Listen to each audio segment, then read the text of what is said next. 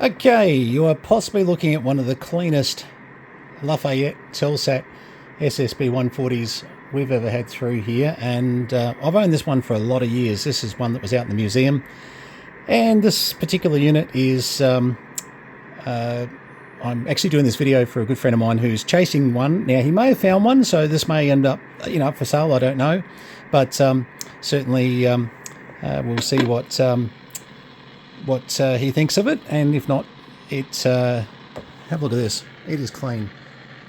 You ever seen a top brushed aluminium look that's that clean? It is. Covers clean, blah blah blah. And not trying to sell this one because I could sell it to about 5 different people. They're just one of those radios that people love, and you might see some similarities to some of the other base stations that were out. Obviously the Apollos and some of the Telex T7000s. Well, it is pretty much the same thing.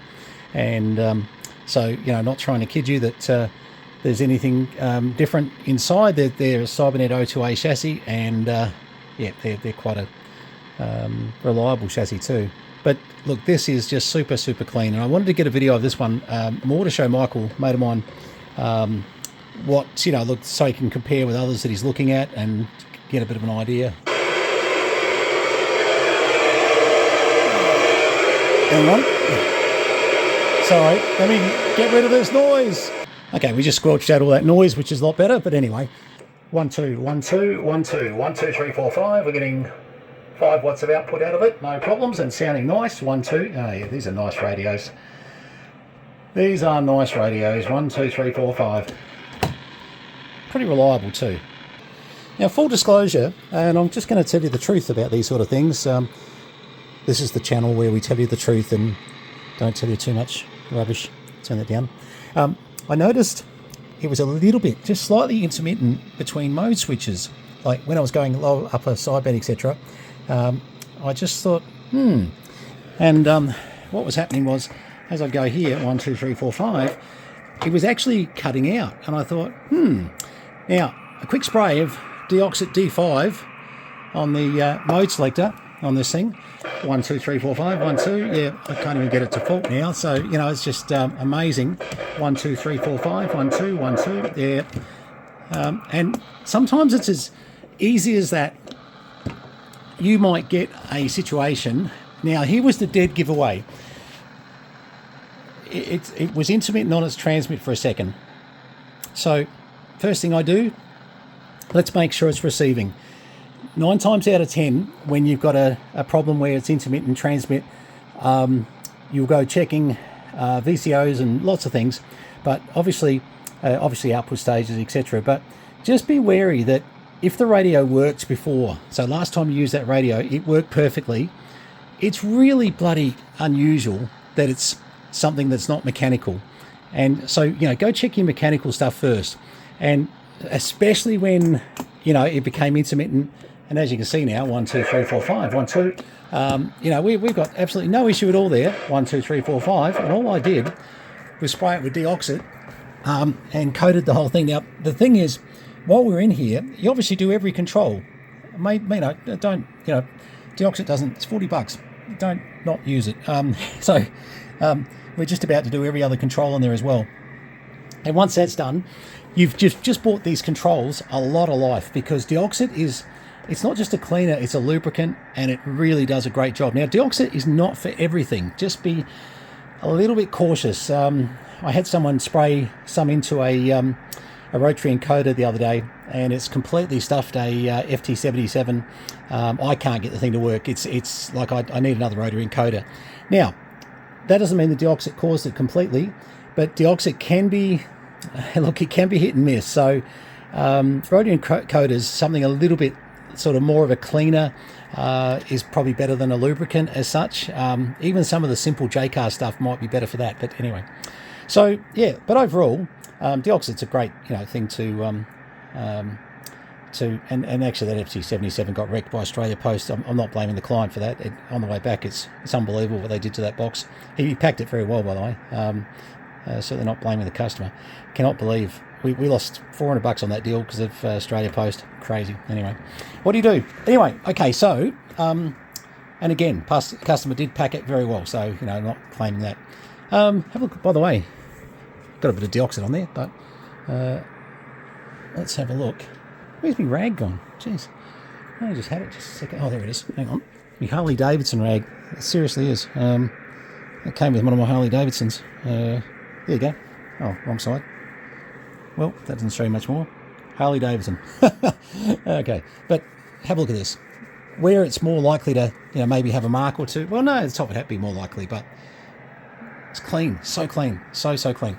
Anyway, it was interesting to turn this video into a quick look for Michael at this Telsat to just, you know, what sometimes we've got to do. We've got to spend that extra, you know, hour on the radio and make sure that we, you know, get it right and get it sorted out so that it is everything that we say it is. You know, that's the problem, is that this is what takes the time, is that people will say, you know, listen, I'm interested in this radio, and this radio. And that's great. And I welcome that, absolutely. But when it takes me 3 days to get to them, it's because I've got a list of so many radios, of especially when we put out a video saying, hey, we're going to dump all these radios. Oh, yeah. And keeping in mind, I spent 2 days in hospital last week, so, you know, I sort of had and then quite a few days in bed. So, you know, I excuse me, sometimes things do get on top of us time-wise, just based on the fact that there's only so many hours a day, and sometimes I'm just not as reliable. But when we're actually in front of them, we're good. Usually. Pretty good. This is actually quite a distinct Lafayette microphone. This is the real thing. This is Lafayette. And seriously, this, you don't see too many of these. Often we see them with the later model mic. This is a mic that I would prefer to have on this radio. It's a much better element, and I was having a listen to the audio before. Beautiful. And it's interesting, they're 700 ohms, not 500. And these things will take any 500,000, no problems. But just the quality of the audio that comes off that 700 ohms, beautiful. Anyway, all right, well, I'm just going to quickly clean these controls, turn it over, and then we'll give it a last test. Okay, this thing seems to be working pretty well. 1 2 1 2 1 2 1 2 3 4 5 1 2 1 2 3 4 5 1 2 hollow hollow hollow hollow hollow hollow hollow hollow hollow hollow. And we're not on a PEP meter there, so actually let's have a look on the PEP meter. Hang on. Okay, let's have a look. 1 2 3 4 5 10 to 12 volts there. Hollow hollow hollow hollow hollow hollow. Pretty standard, actually. Pretty standard power. 1 2 3 4 5 1 2 1 2. Got the old modulation meter working and etc. And 1 2 1 2. Oh, we're on AM now. 1 2. 5 watts and then peaking, obviously. 1 2. If I go back to AM, it might be a good idea. Might be able to hear that better. 1 2 1 2 3 4 5. Don't mind that hum. I've got an antenna sitting in the back of this at the moment that's causing me some problems. Okay, yeah, that's good. I'm liking it. Oh, let's turn this rubbish down. Actually, this one, we only just pulled this out. Yeah, no, it's on dummy. No, it's on a bit of wire, actually. I won't go with that one. Can't do that. Receive. Sorry, that's what I wanted to do. Beautiful.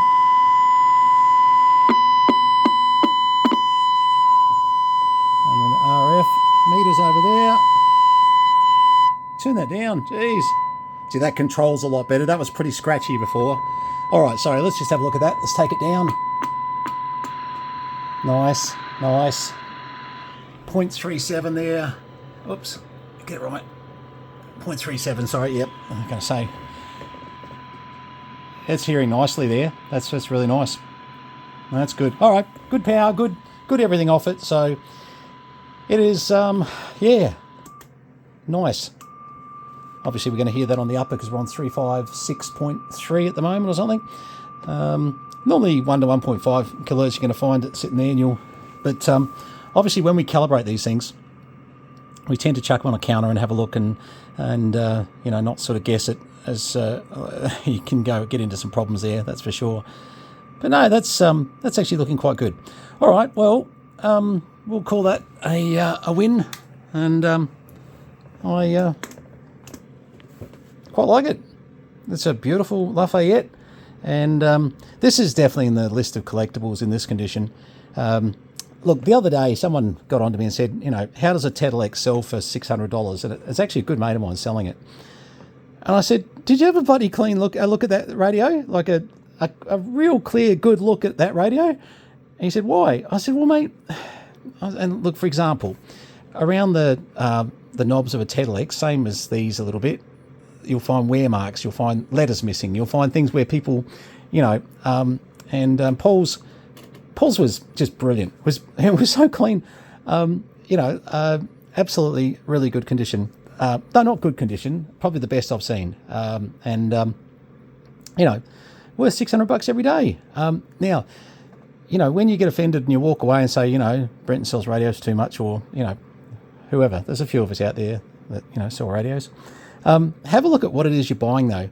Like, if it's mint, like I get it. You're not going to pay $600 for a Telsat that's got marks on it, and you know I've got one where part of the word Telsat, a little bit of it's missing.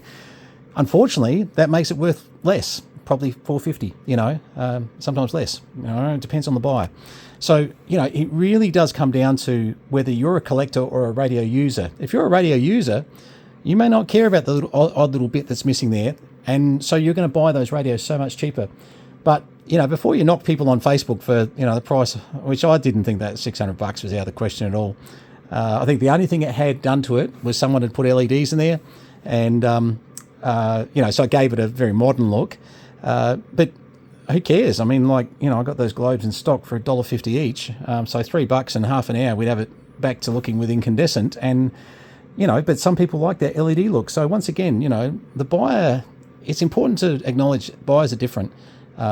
Collectors are different. We're all different, you know, and we all have different things that we want. We also have, you know, and I take this into account as well, we definitely all have different budgets, no question. Does every one of us want to buy something cheaper? Of course we do. I mean, we're human, I get that, you know, that's no issue. But, you know, do understand that I've got 3 other Telsats here. I haven't done a video on one of those because I know this buyer. Michael's the most fastidious, painful, you know, when it comes to it's got to be right. Trust me, that's Michael. But I'm the same. If I'm buying it for a collector, I'm painful too, you know, and I still want it for as little as I can have it, you know. I mean, obviously, but you know, I've got to be honest with you. Some things you have just got to pay the money, and I'm not going to kid you. This is going to be every bit of $600. So, Paul, your $600 in your Telsats, I agree totally, 100%. Not even a remote sort of. I actually think your Telsats might even be a little bit slightly better value, to be fair. Depends. Some people love it, collecting American stuff that's not here so much. You know, Telsats were sold here. There was a lot of them sold. Like, I sold hundreds of them, both the 6000s, 7000s, and I quite like them. Don't get me wrong, I really do. I was just actually having a chat with David in South Africa about one. And look, you know, look, for the condition it was in, it's great, but no, it wasn't the same as Paul's, and you know, anyway, but we'll get onto that another time. All right, well, look, enough raving on, which I get accused of from time to time. Strange that, but yes, this is one beautiful Telsat SSB 140. Sorry, I didn't check that all the digits were working. One last little check, because I don't want to send it to Michael and like have 39 reads 38 with a digit missing, or you know. Yeah, no, that's looking good. That's looking really good. All right, no, that's good. Sorry, just one thing I always check. Okay, thanks very much for having a look at this video. If this doesn't sell to Michael, obviously we'll put it up for sale. You'll see it on Facebook, blah, blah, blah. We might even make a note in the YouTube comments, something like that. So, but yes. And if you're a client for one that's not 100% clean, they're pretty close to this, I've got to tell you. So, you know, they are very, very nice. I think I've got a 140 with a 40 channel, and I don't know how, but I reckon we've got a 140 sitting there with a 23. So I'm not sure, you know, if there was an early release 140 that came out as a 23 and it's the same cybernet block, etc., that goes into it to change it over to a 40. We'll probably change it to a 40 before we sell it anyway, you know.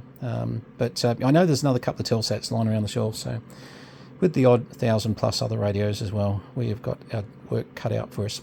Thanks, guys, 73s, and don't forget, it's got a really nice Lafayette mic with it. Original. Very, very original Lafayette mic. I quite like this. Michael, if it doesn't come with this one, it comes with like a CB dynamic microphone. Give me a ring and say, oi, where's my mic? I think you'll notice. All right, 73s, guys. Cheers. All the best.